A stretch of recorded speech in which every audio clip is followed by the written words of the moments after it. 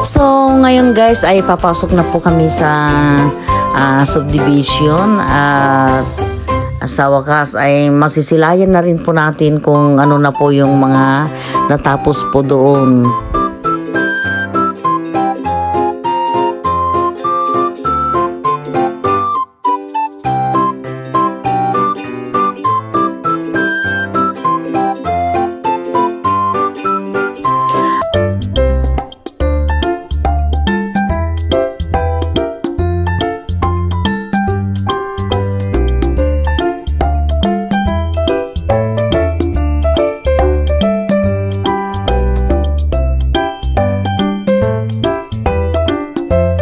Po ang Brentwood Residences at ganito po ang makikita po ninyo dito. Ongoing pa po ang construction dito kaya marami pa pong mga materialis po dito sa may unahan guys. Bawat corner po ng ating subdivision ay may mga nakatalaga pong mga guard guys. At ito po ang madadaanan po ninyo bago po kayo makarating sa aming ay pinapagawang bahay.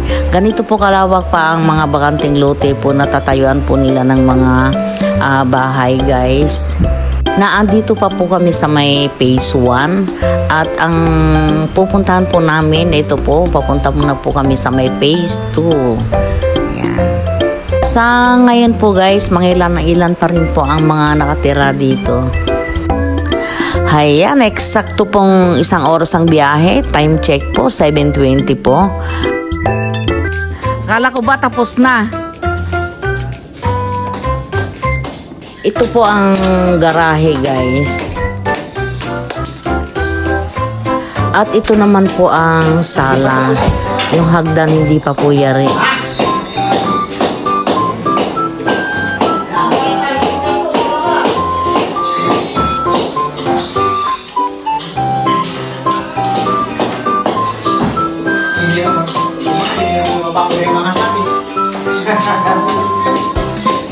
Dumako naman po tayo dito sa may kusina.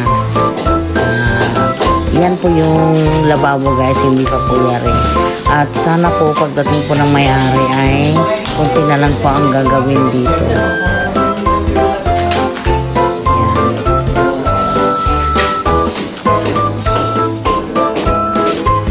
Lumabas po muna tayo. Papakita ko po sa inyo yung sampayan po dito. Ito naman po ang sampayan dito po sa may likod. Babakuran din po yung pagitan na nila ng kapitbahay. Ayan. Magkakaroon din po ng bakod dyan. Baka kadaan kaya yung washing machine dito kung sakasakali? Dito? Oo. Ano yung malaki ano? Oo. Nataas mo lang po dito.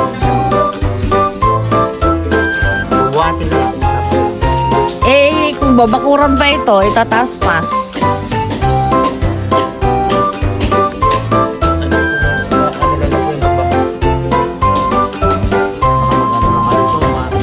Parang marupok po. Oo nga eh. Panibaw pa. Parang marupok po yung ano. Pader.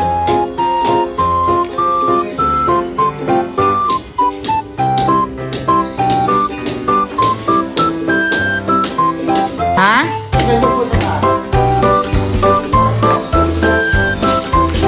Sana matapos ito hanggang sa pagdating ng may-ari. Ito naman po ang toilet po dito sa ibaba.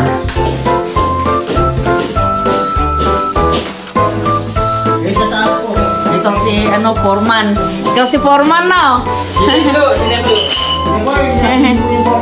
Nasaan yung Foreman? Sino ba talaga ang tunay na Foreman? Oy, teka. Dapat ito sa sa maayos na lagayan yung mga yan, ha? Ilalagay ko sa taas para... O, ilagay na lang sa itaas, huwag dyan. Kasi walang... Nasaan yung mga, nasaan yung mga dinala namin nung una? Agad ko, Oo, na lang, ho.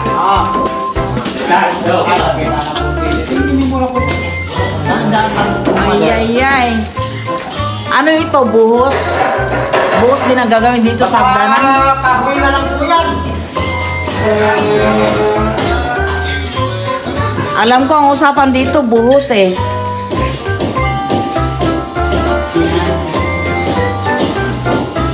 Nakakatakot naman ito. Uy! Hindi po banyo. Ayan o. Ito naman po ang banyo at CR dito sa itaas, guys. Hindi. Kasama yan sa kontrata yung kanila yung bintana dito. Ngayon sa Wow, maganda. Pero hindi maganda pa rin para sa akin kasi ang tagal. Yung 2 months, nagiging 2 years yata.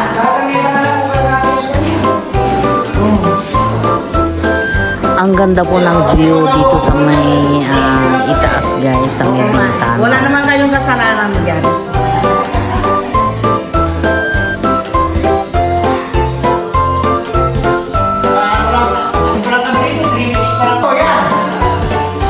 Maganda naman kayong gumawa. Ano naman eh. Maganda naman po ang pagkakapintura, guys. Maganda pero matagal.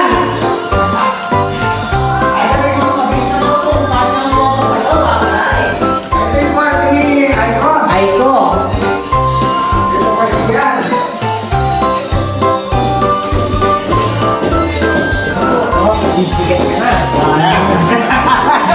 Magaling na yung mga trabahador. Mabagal lang.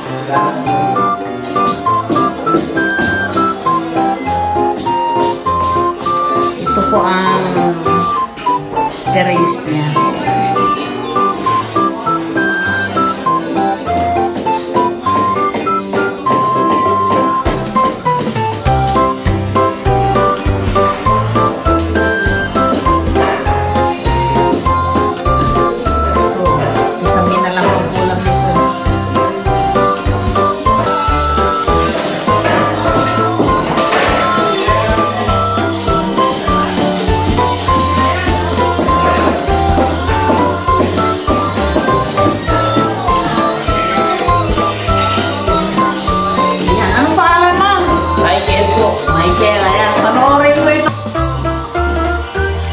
Palagay ko, guys, may isda dito. May mga gumagalaw-galaw sa mga tubigan eh. Dito raw sa likod mamimingwit ng palaka ang asawa ko. Ito naman pong flooring yung nadatnan kong ginagawa po nila ngayon. Ewan ko kung ano yung tinitik-tik po nila yan. Tapos dito naman po sa loob, yung lababo naman po. Ayan po yung inaayos po nila. Sa ngayon po, ang ginagamit po nila ay generator dahil hindi pa po naikakabit yung kuryente. Hindi ko po alam kung ano na ang nangyari. Matagal na po kaming nag-apply pero hanggang ngayon di pa na-aprobahan. Ewan ko kung bakit. Si engineer naman po ang naglakad dyan. Ayan, konti na lang po yung mga gamit po na naandito, yung mga scaffoldings kung tawagin, guys. Ewan ko, baka gagamitin pa po nila sa labas, baka magagawin pa po sila. Palagay ko, guys, kuryente po itong nandito sa 2 tubo na ito. Nakagapang sa sa gagawing flooring, guys. At ito naman po yung daanan po ng tubig na manggagaling sa lababo at saka sa CR, guys. Yan. Kailangan pong matakpan yun para hindi po mapasukan po ng dumi.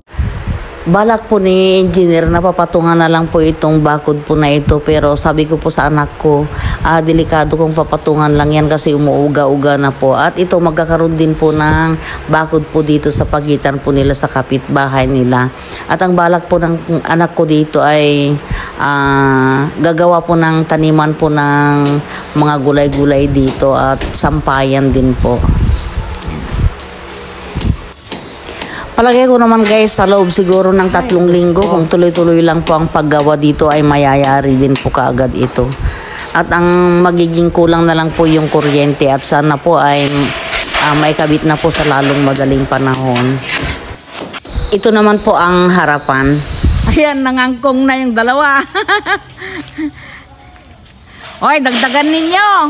Hindi yung pang isang subuan lang ang kukunin ninyo.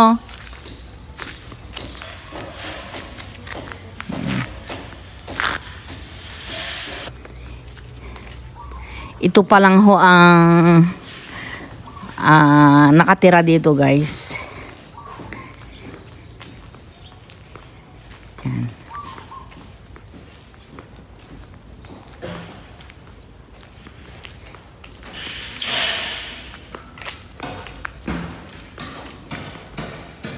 Yan, parang walang tao.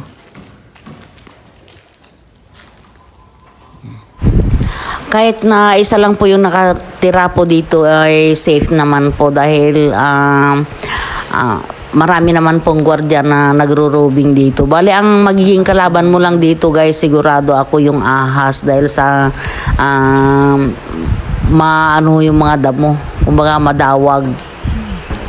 Dito sa street na ito, isa pa lang po ang ano namin ang magiging kapitbahay namin. Pero doon sa may right side po, diretso doon sa may papunta na po sa labasan, meron din pong isa. So, bali magiging dalawa pa lang ho yung mga neighborhood po namin dito. Hanggang dito na lamang po at sana po ay nag-enjoy po kayo sa aking video. Kung nag-enjoy po kayo, pa-subscribe naman po. Bye guys!